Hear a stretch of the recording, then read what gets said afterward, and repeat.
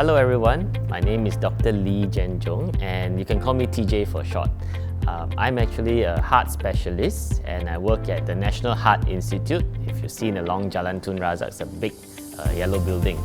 So our main objective there is to treat as well as to prevent heart disease.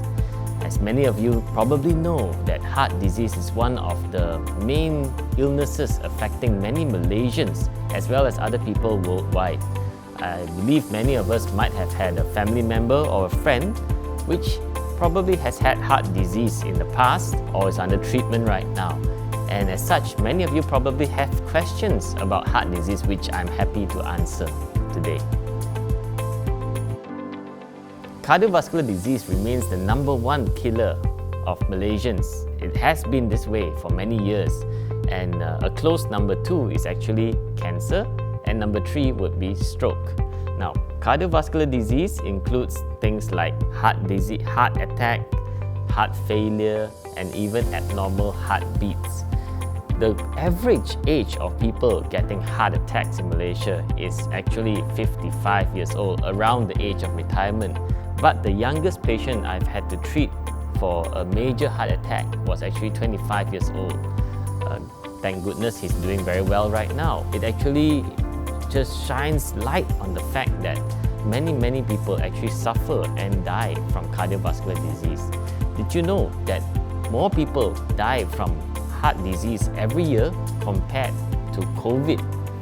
So it is important that many of us know further about heart disease.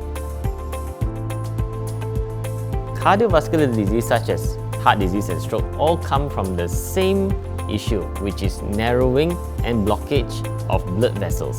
So if you have a blood vessel and eventually it gets smaller and smaller and smaller, the blood flow within it will actually get less and less and less. Up to a certain point, the blood flow is insufficient, not enough, and then the tissue being supplied by that blood vessel will have compromise of its function.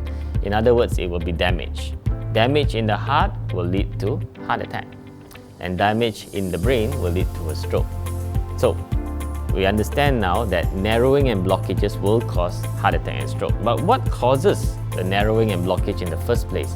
Many of us will actually come to realize that the blockage comes from a result of lifelong habits that can lead to diseases such as hypertension, diabetes, and high cholesterol, obesity, smoking, lack of exercise, excessive stress, and all these factors combined can lead to narrowing of the blood vessels and eventually blockage, which, as I said, would cause damage, also known as heart disease or stroke.